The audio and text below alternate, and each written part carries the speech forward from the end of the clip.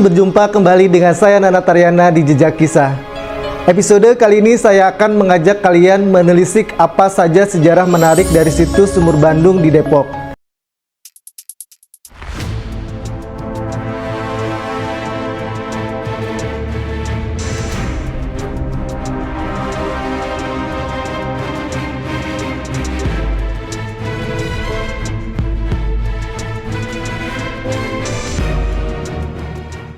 Kali ini saya masih berada di Depok. Kita akan coba explore ya salah satu situs bersejarah di kota Depok, yaitu Sumur Bandung. Nanti kita akan ngobrol ya terkait dengan cerita, sejarah, pitutur, tradisi maupun mitos-mitos yang berada di situs ini. Simak liputannya ya teman-teman.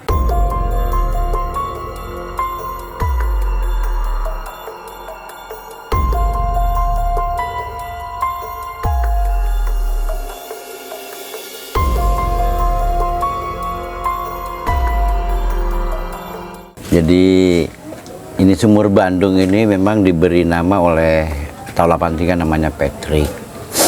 Namun sebelumnya itu memang sudah Kobakan, dan saya mengatakan bahwa di tahun 1622 itu awal mulanya adanya sumur ini. Dulu sebelum saya di sini memang orang banyak mengkeramatkan. Ya alhamdulillah setelah saya di sini pelan-pelan tentang yang dikeramatkan itu tidak ada. Akhirnya kita hanya mengambil hikmahnya dan karomanya saja tentang situs airnya saja dengan pohon ini. Ya, seperti yang kita lihat, ya cuman ada sumber air yang tidak pernah habis walaupun musim kemarau. Ya bekas rahmat Allah yang ngasih, ya kemudian pohon besar ini itulah peninggalan. Dan mungkin benda-benda yang ada di dalam itu walau alam banyak orang yang mengatakan banyak kalian gitu. Banyak yang percaya dari aliran sungai ini tidak dapat mengering karena dialiri oleh sebuah mata air dari sebuah pohon besar yang konon sudah berdiri sejak abad ke-17 itu. Uniknya lagi, ada bulus atau binatang semacam kura-kura yang konon tidak semua pengunjung bisa melihat binatang yang dipercaya sebagai perwujudan aura gaib itu.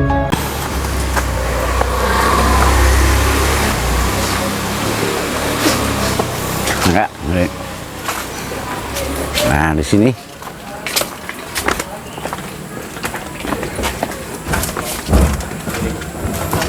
Nah, itu airnya. Yang tidak pernah habis musim kemarau apapun gitu. Jadi semenjak saya melihat orang yang datang ke sini untuk mengambil hikmah dan karomanya itu mandi di sini, mengambil airnya untuk pengobatan macam-macam. Ada yang susah melahirkan, ada yang berkeluh kesah tentang ekonomi, udah macam-macam. Jadi dia setelah sampai di sini, ya mereka merasa tenang, nyaman gitu.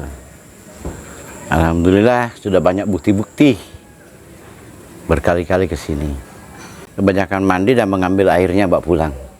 Menurut mitos yang beredar di warga sekitar, setiap pengunjung yang melihat bulus itu akan mendatangkan rezeki yang berlimpah, dan bulus yang pernah dilihat pun berbeda-beda jumlahnya.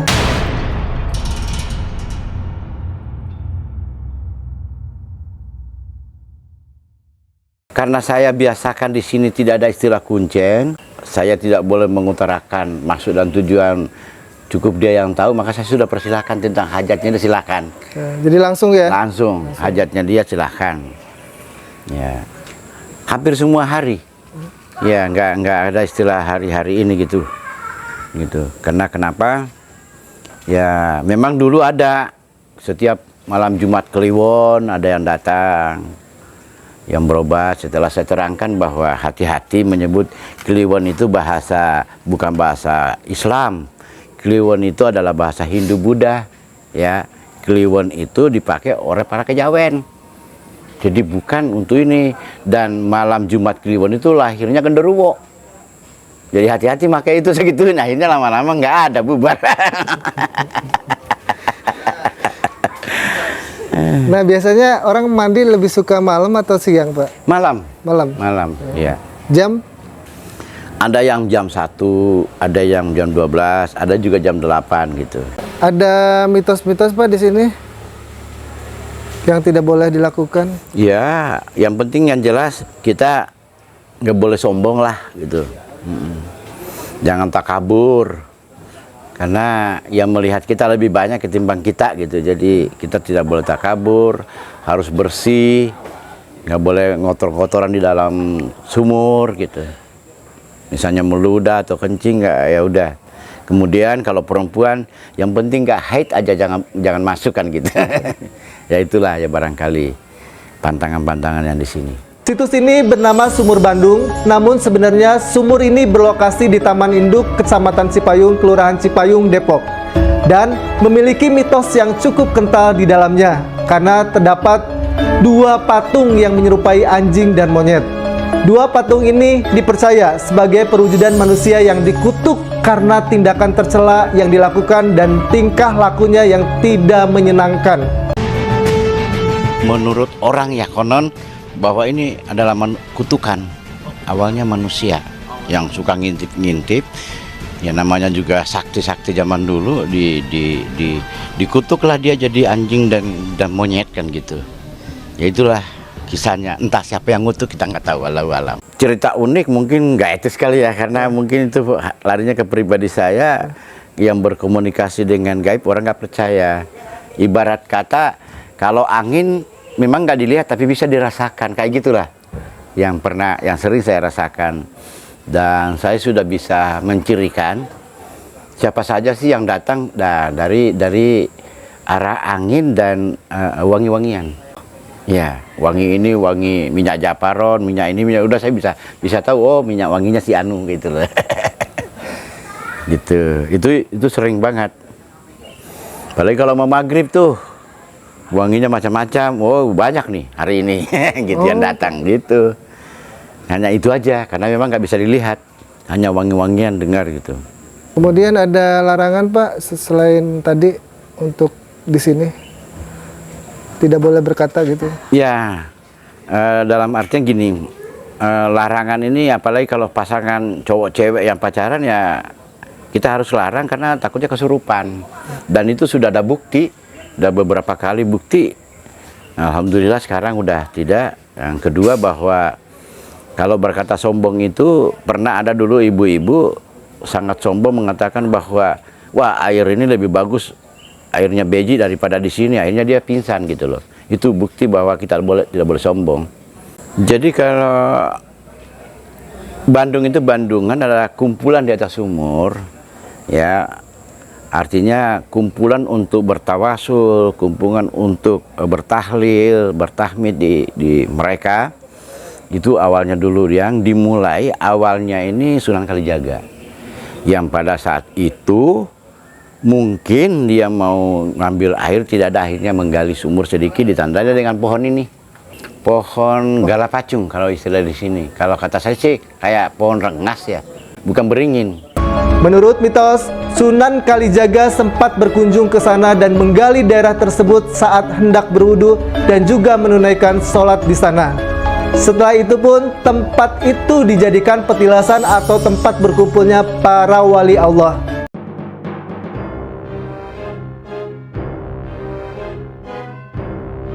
Ya, Sunan Kalijaga yang meneruskan, akhirnya dia sholat di sini. Dia bikin musola dulu, ada musolanya dulu, bukan ini. Ya, itu saya sudah bongkar dan sudah bangun kembali. Itu awalnya mungkin dia gali untuk ambil air wudhu kali pertamanya. Di sini tempat perkumpulan.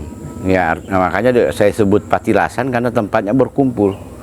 Jadi dia juga milih-milih tempat, ya memang ditempati. Makanya di Jawa Barat ini beberapa tempat disinggahi, itulah maka disebut patilasan. Itu airnya ngalir terus dari bawah.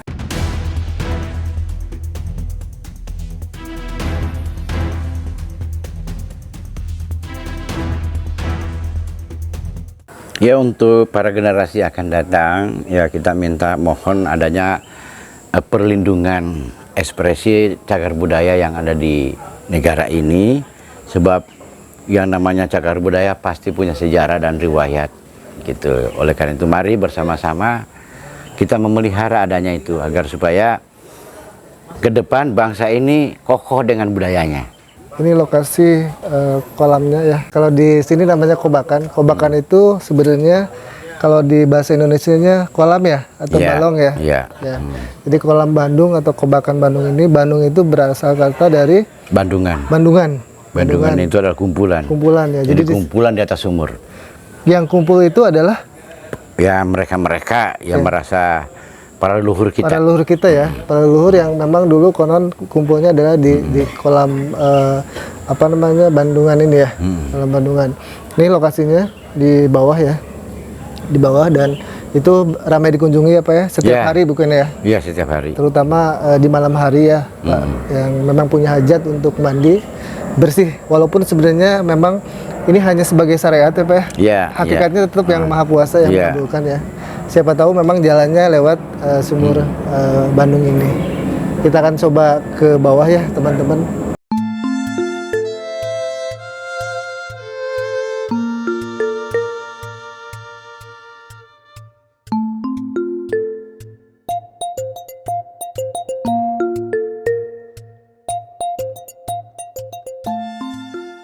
Jadi sebagaimana masyarakat keliling tahu bahwa di dalam sumur ini ada sebuah goa.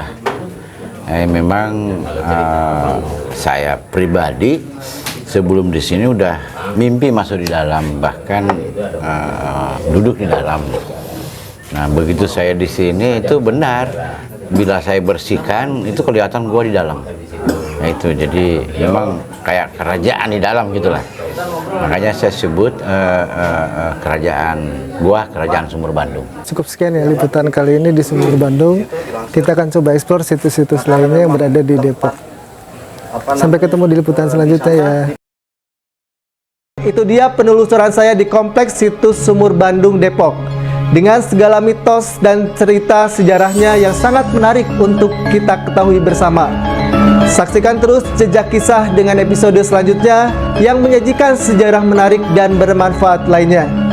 Jangan lupa like, komen, dan subscribe. Sampai jumpa di episode selanjutnya.